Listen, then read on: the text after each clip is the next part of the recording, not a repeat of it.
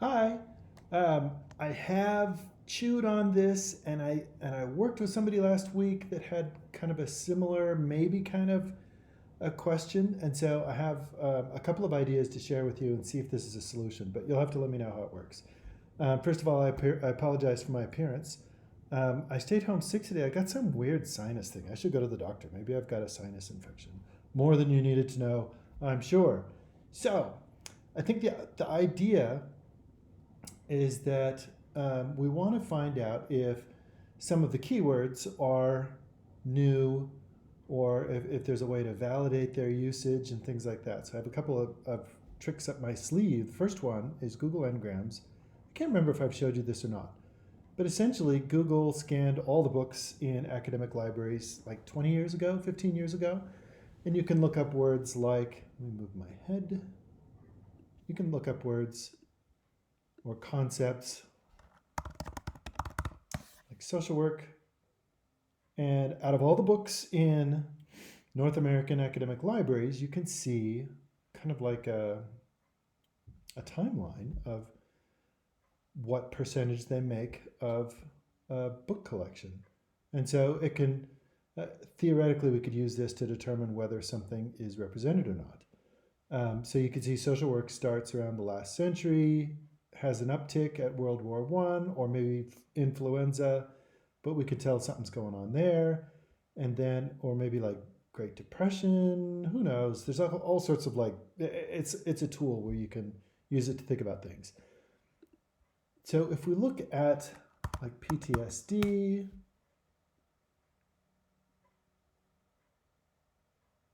that's, I don't know what this was in 1840. It must have been something not related to post traumatic. But you can see that didn't take off until kind of recently. Or we look at trauma. That one's pretty easygoing, but a lot of it's like physical trauma. But what about trauma informed? So before trauma informed, what was there? Was it looking at the context of things? So you would see a student who'd grown up in with intimate partner violence, or so did it look at a specific trauma? Did it look at populations? Did it look at a whole bunch of different things? And trauma informed is kind of like a umbrella term, whatever that may be. It looks like it hasn't really taken off until around like 10 years ago, 2010ish. And certainly it's gone up dramatically in the last few years, especially the pandemic, maybe? I don't know. So, clue number one that this might be such a new term. Another thing that we can do is we can find out in the what's called the seminal literature, or kind of like the pioneers of the trauma informed paradigm, what did they use as precedents in their literature reviews or even in their keywords? So I'm going to go to one of my favorite databases called Scopus, because you can sort by the number of times something has been cited. Hello, I want to go to S. Web of Knowledge, Web of Science does the same thing. Sorry, it's called Web of Science now. It was called Web of Knowledge for 15 minutes, 15 years ago. Scopus.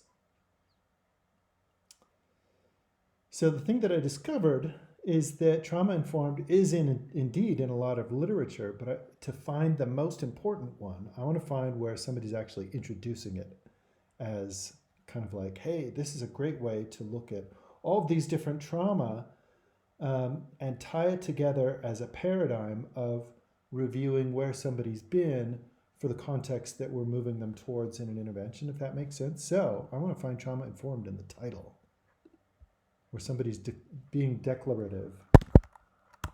Trauma informed. And I'm not putting any of the things that go after trauma informed. I just want that, because that one seems pretty straightforward. So when did it start? We know it started in the last 10, 15 years.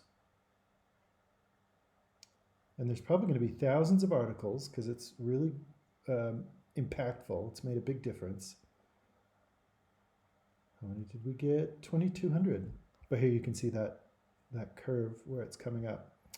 But let's see which ones started out the whole ball rolling that everyone else is citing these days. So cited by highest. And then we can see this one's kind of like, it feels like they kind of tripped across the keyword, but then all of a sudden they have trauma-informed services. So 2005, that looks really good. Creating trauma-informed systems, envisioning a trauma-informed service system. Ooh, a vital paradigm shift. So this sounds like one where they're kind of introducing it. This one goes way back to 2001.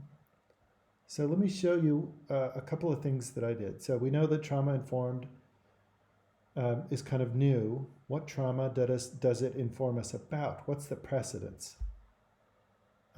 We could, and I'd recommend for some of these just going in and see what they do in their literature review, but you can cheat and go to their keywords and see what are they talking about. So the terms, here's like post-traumatic stress disorder, child abuse. They're recognizing all of these other issues that before it went under the umbrella term. Survivor, that's a big one. I think another one was, well, at any rate, you get the idea.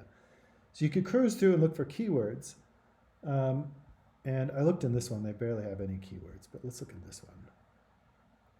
So 2005. Keywords, but also the abstract might be good.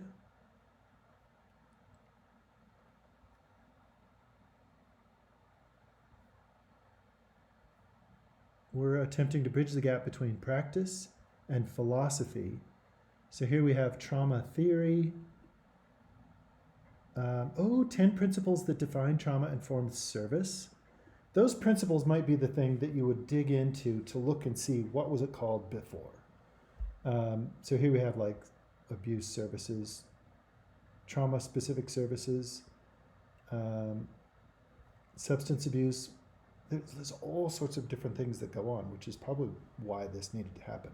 So the recommendation that I would have for you is go through and look for, instead of in your keywords, instead of looking for trauma-informed, use all of those other words in addition to the clinical setting or the population, and see if that gives you precedence for earlier things. But it seems like in the umbrella term trauma-informed, you have what's called a null research result, meaning that everything that you were specifically looking at in your systematic review, there's only 2. So that represents the quantification of a gap in research. So there's a need for the research that you're working on. So you might have to dip into previous iterations of what it was called before trauma-informed if you wanted to find that. But it seems like it's kind of a new sort of a thing going on. So it could be that this is completely novel. So let me know how it goes. And let me know if this makes sense. I tried making this video before, but my computer crashed, and so I wish I could have gotten this to you earlier. Let me know how it goes.